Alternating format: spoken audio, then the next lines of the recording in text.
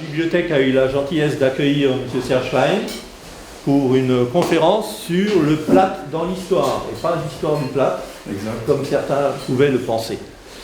M. Klein était professeur d'histoire-géographie, donc il connaît son sujet et la matière. Merci. Merci. Bonsoir. Bonsoir.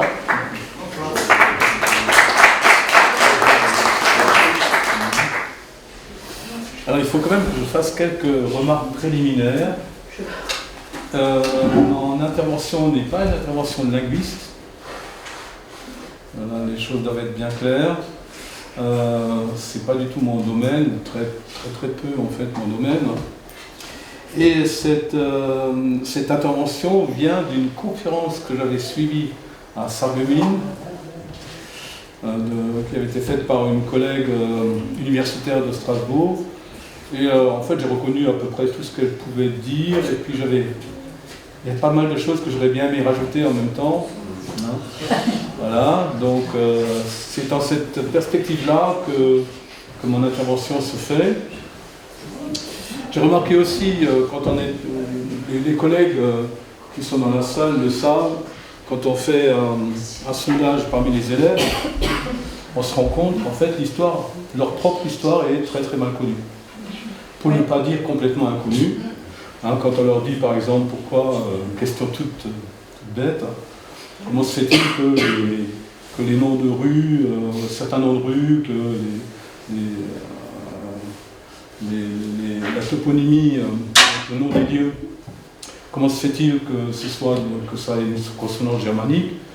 La réponse, dans 80% des cas, c'est de dire on était allemand, ils nous ont imposé la langue, point la ligne, terminé, c'est ça qui explique que. Bon. Alors ça c'est vraiment dommage parce que en fait l'éducation nationale n'a pas inclus d'histoire ou a fait disparaître en fait l'histoire locale. Ce qui m'intéresse dans cette affaire, c'est de voir en quoi l'histoire, la grande histoire, en fait, a une influence sur une histoire plus cachée, plus réduite, l'histoire linguistique. Alors je me suis rendu compte que quand j'ai discuté un petit peu avec certains d'entre vous, je me rends compte qu'il y a plein de spécialistes en fait dans la salle. Je suis désolé pour les spécialistes, c'est pas fait pour vous.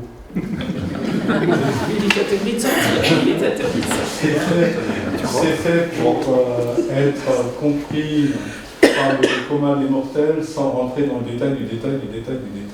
Non, pas du tout. Une carte de l'extension de l'Empire romain. Alors ce qui nous intéresse, nous, c'est ce coin-là. Ouais.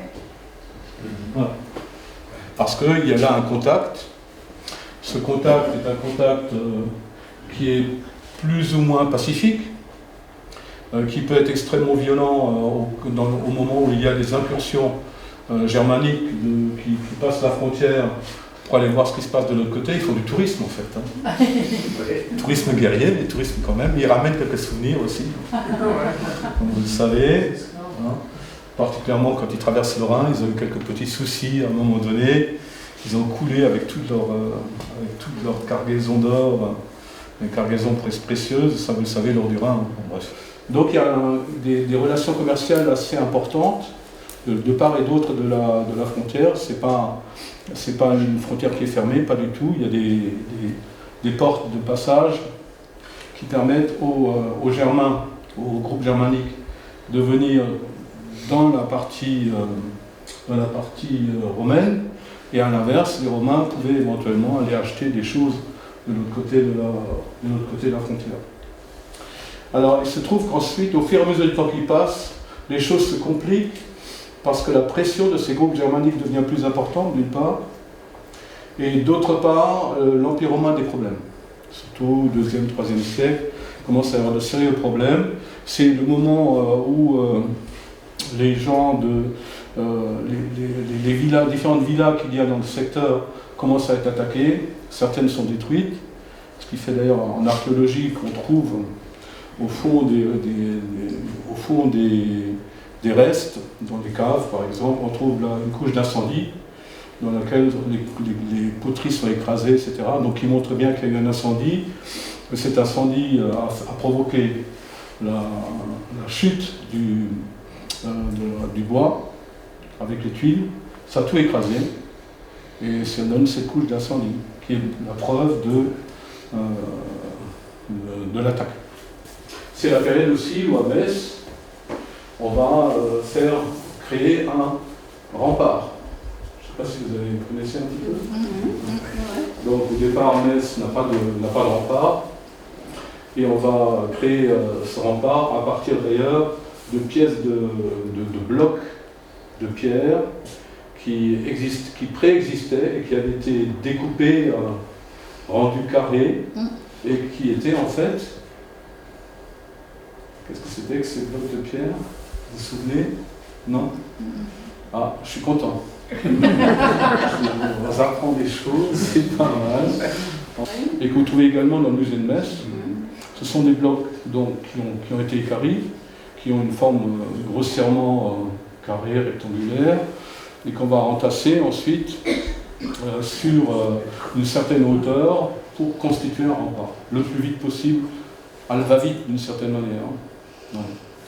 Donc ça c'est extrêmement intéressant, c'est nos ancêtres qui commencent à apparaître. Hein. Bon, les Romains ne sont pas idiots, ils se disent, plutôt que de vouloir absolument arrêter ces gens, eh bien on va les intégrer. Donc ils vont, comme ils ont besoin de soldats, ils vont dire à certains groupes germaniques, donc si vous voulez des tribus entre guillemets, de l'autre côté de la frontière, on veut bien que vous veniez chez nous, vous vous installez, on vous donne un territoire pour ça, mais de votre côté, vous allez constituer la garde militaire de la frontière. Donc ce sont de plus en plus des Germains qui défendent la frontière, qui défendent l'Imès face à leurs copains ou leurs cousins qui sont de l'autre côté. Alors on imagine tout de suite, cette fois-ci du point de vue linguistique, que ça commence à être intéressant parce qu'on se dit qu'est-ce que ces gens-là parlent comme langue. En fait, on ne sait pas trop, c'est pas très clair. Les linguistes ont des idées là-dessus, on fait des études. Il est probable que la langue de départ, qui était une langue celte, qu'elle reste encore, elle existe toujours. On retrouve des mots qui ont subsisté jusqu'à nos jours, d'ailleurs pour certains. Des mots d'origine celte dans la langue de la région, mais également dans la langue actuelle en France ou en Allemagne. On retrouve ces racines germaniques, celtes. Se rajoute là-dessus les Germains qui arrivent avec leur langue. Il semblerait que la langue germanique soit relativement proche, ou qu'il y ait des contacts assez faciles entre les Germains d'une part et les Celtes d'autre part. C'est des cousins en fait, hein. Langue cousine, un peu comme aujourd'hui le français, l'italien. Voilà. Ils se comprennent en partie. Maintenant, il y a encore une troisième couche qui arrive là-dessus, c'est le latin. Alors, qu'est-ce que le latin fait là-dedans? Eh bien, on va prendre un exemple caractéristique, c'est le mot tête, qui est tout à fait particulier. Alors, le mot tête vient du mot testa latin. Le latin testa donne le mot tête, d'une part. Et malheureusement, ce n'est pas le mot que les Romains utilisent pour leur mot tête. Comment s'appelle le mot tête? Caput capitis, pour ceux qui ont fait du latin. Caput capitis, c'est le mot tête. Le mot tête en latin classique. Or, le légionnaire de base, lui, il ne va pas utiliser du tout ce genre de langage-là, ou peu. Il va être confronté à d'une espèce de dialecte. Et le mot testa, en fait, ça signifie grosse marmite. L'Empire romain, en fait, a pourri quelque part, si je puis m'exprimer ainsi, a pourri de l'intérieur. Et en face, vous aviez des groupes germaniques qui, eux, étaient impatients. Parce que ce qu'ils voyaient, eux, c'était la richesse qu'il y avait en face. Ça les intéressait fortement. Alors, dès que l'Empire romain n'a plus réussi à tenir ses frontières, eh bien, ces frontières ont cédé. Elles ont cédé, et il y a des groupes, en particulier germaniques, mais ce n'est pas les seuls, hein, germaniques qui partent. Alors pourquoi est-ce qu'ils se déplacent? Sur cette carte, on voit le monde, c'est une hypothèse. En fait, l'origine est probablement quelque part dans les steppes d'Asie centrale, quelque part par là, entre la mer Caspienne et la mer d'Aral, enfin dans ce secteur-là. Il semblerait qu'il y ait probablement eu, c'est une hypothèse, hein, c'est pas encore une certitude du tout, une période de famine, une période de sécheresse importante, qui a poussé des groupes de semi-nomades ou de nomades asiatiques vers l'ouest. Et ils ont eux-mêmes, donc là vous avez les Huns, que tout le monde connaît, je pense. Les Huns ont poussé en direction de l'ouest et ont poussé tous les groupes germaniques qui étaient devant eux en direction de l'ouest. Et quand ils ne les ont pas poussés, ils les ont emmenés. Ce qui veut dire que quand il y a eu les Huns, quand les Huns se sont attaqués à l'Empire, à ce qui restait de l'Empire romain, en réalité, ce n'était pas que les Huns, c'était également des groupes germaniques qui avaient suivi, les Alains par exemple. Et donc, de loin en loin, vous avez ces groupes germaniques qui commencent à rentrer dans l'Empire romain. Alors, on a longtemps parlé d'invasion germanique. Aujourd'hui, on parle de migration germanique parce qu'ils ont parfois fait du tourisme guerrier, c'est-à-dire qu'ils ont attaqué les villes pour les dominer, pour les récupérer. Mais très souvent aussi, semble-t-il, ils sont passés. Et ils se sont installés là où ils pouvaient.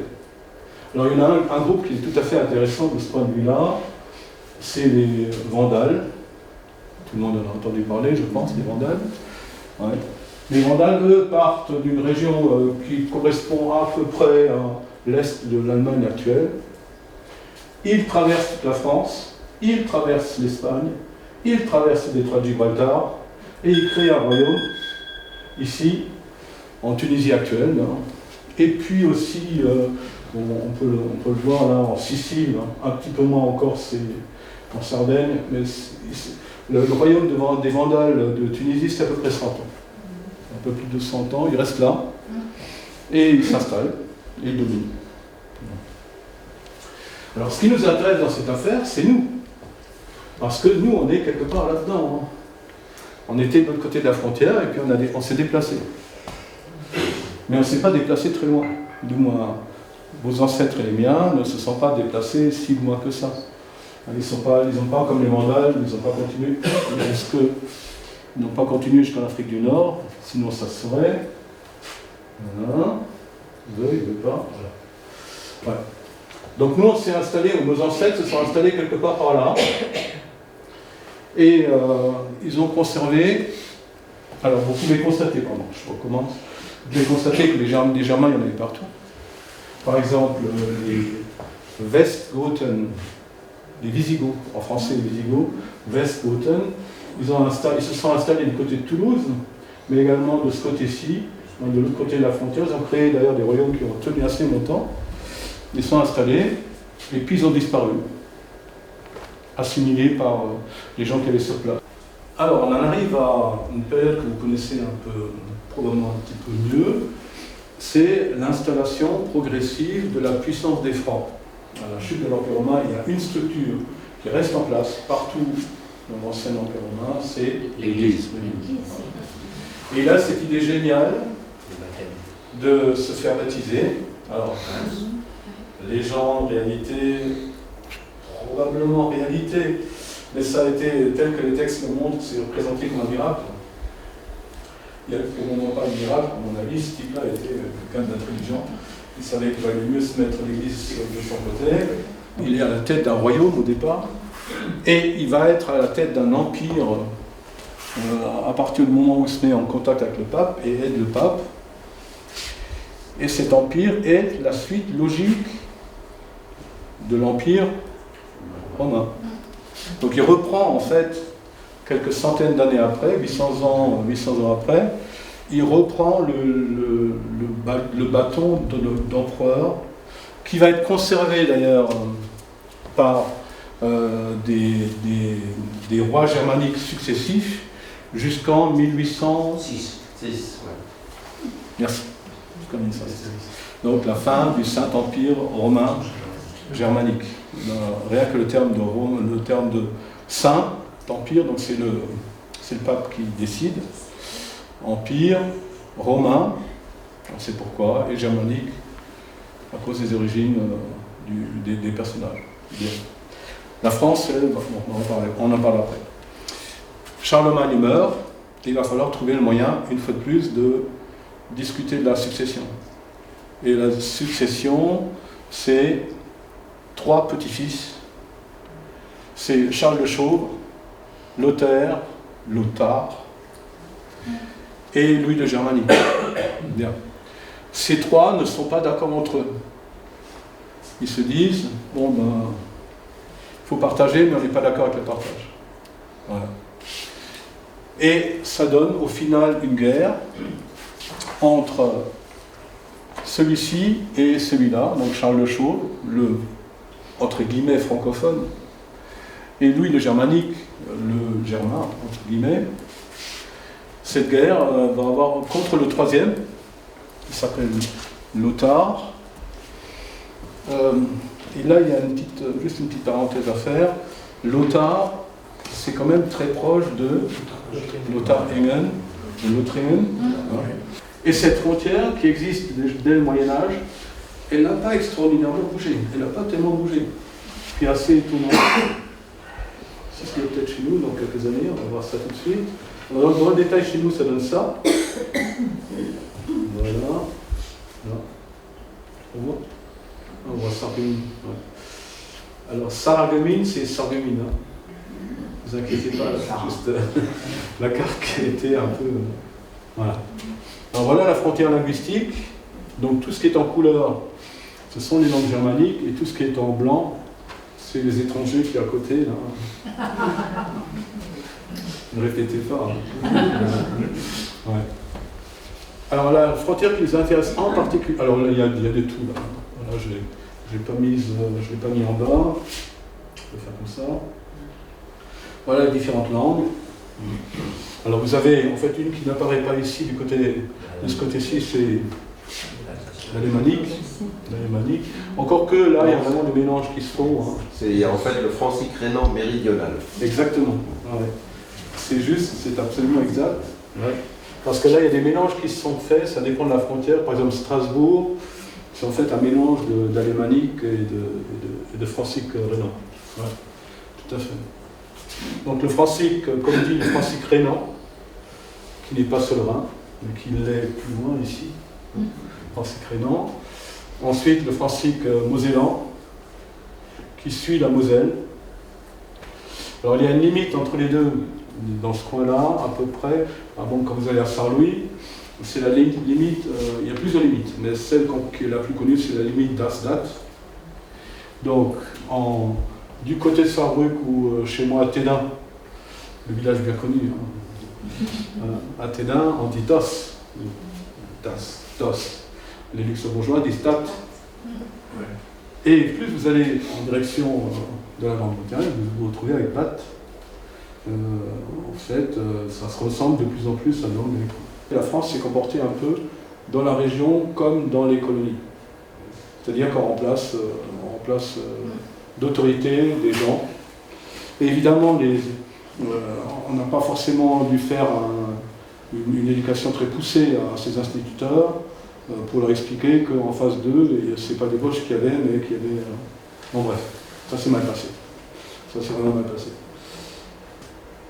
Et les gens, les jeunes qui partent à ce moment-là à l'armée, ils commencent à sentir ce problème, j'allais dire, le problème du Boche. C'est-à-dire qu'ils ont un accent, ils ne parlent pas forcément bien français quand ils le parlent, c'est-à-dire qu'ils ne parlent pas forcément, ils sont mal vus, ils sont traités de Boche, c'est mal parti.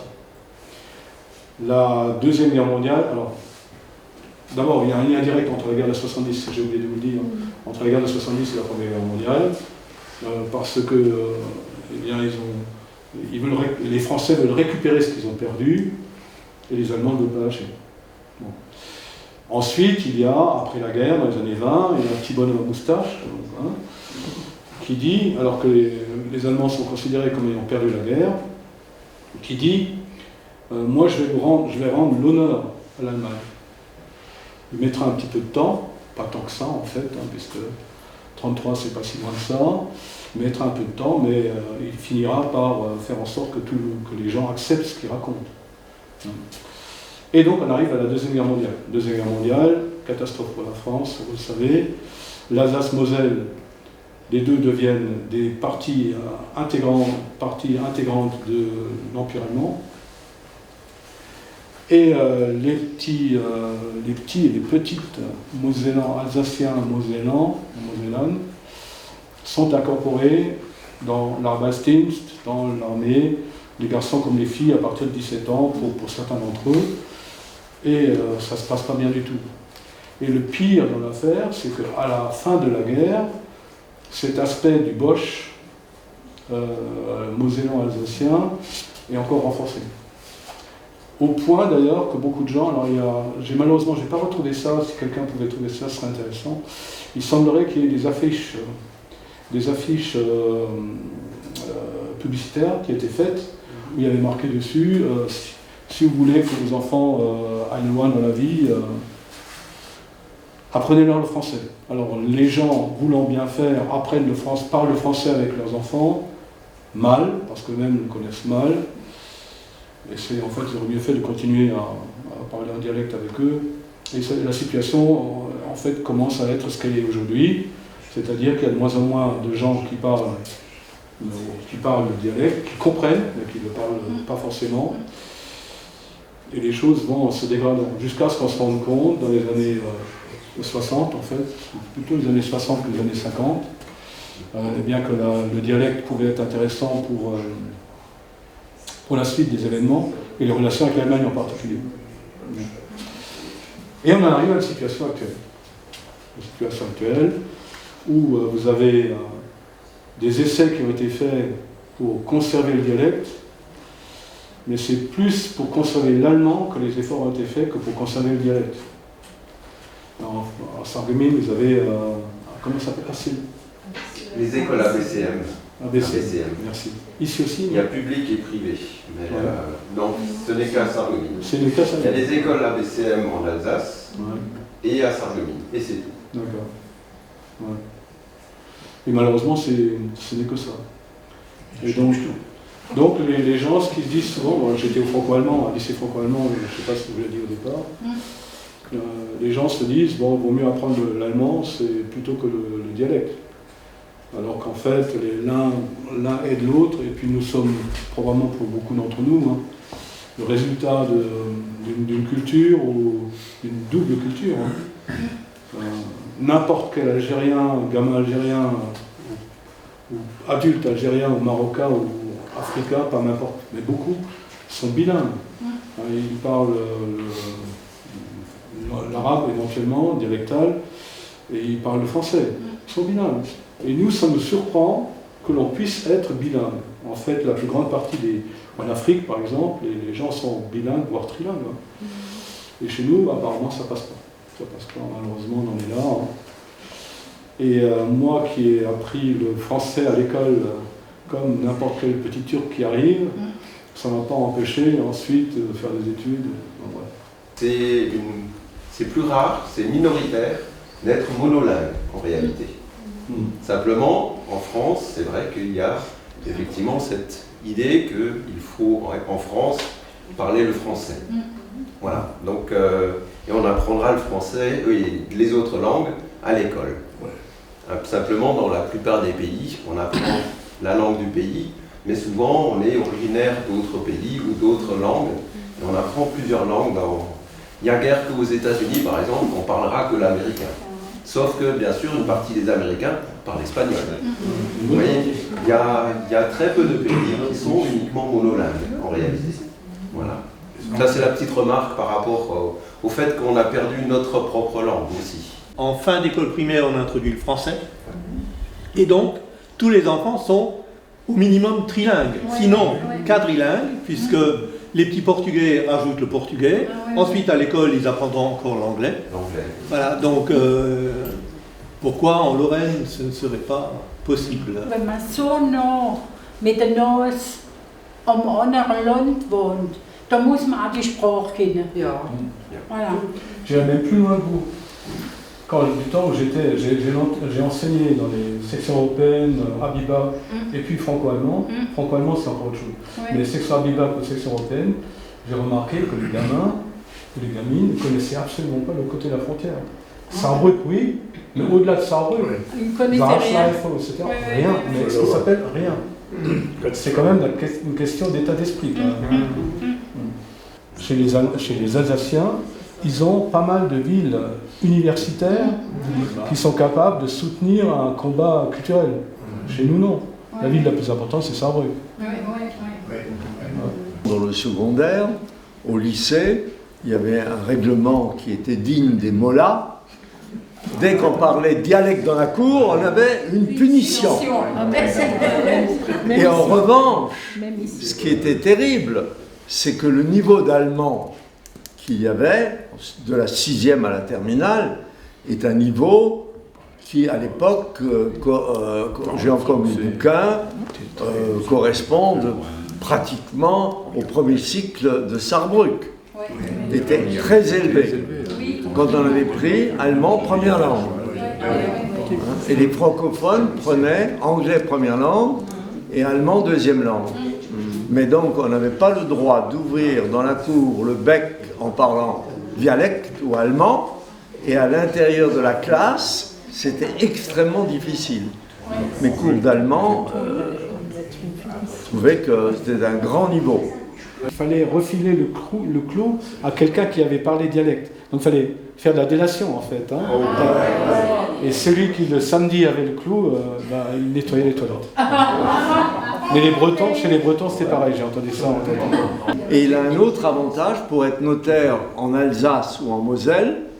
Eh bien, on peut être notaire en sortant d'un milieu très pauvre, par les études, le concours. Dans le reste de la France, que les notaires appellent en vieille France, pour être notaire, il faut acheter son notariat. Il faut avoir le diplôme, mais il n'y a pas la même contrainte pour l'avoir, et il faut avoir de l'argent pour devenir notaire. Tandis que ici, moi je ne sais pas, les notaires qui étaient notaires de ma jeunesse, des gens qui étaient avec moi au lycée, et qui sont devenus notaires, sortaient de milieux très humbles, mais ils n'auraient jamais pu acheter leur étude. Donc ça, c'est quelque chose qui est resté. À l'heure actuelle, on a encore une partie de sécurité sociale, on a encore ces histoires, les associations par exemple, On a la Saint-Étienne, etc. Il y a plein de choses qui sont restées, mais il y a parfois des petites choses qui sont retirées progressivement. En fait. on ne l'attaque jamais, mais on n'a pas réussi. Le droit local n'est jamais attaqué frontalement. On essaie de grignoter petites choses, mais globalement, ça reste ce que c'était, quoi.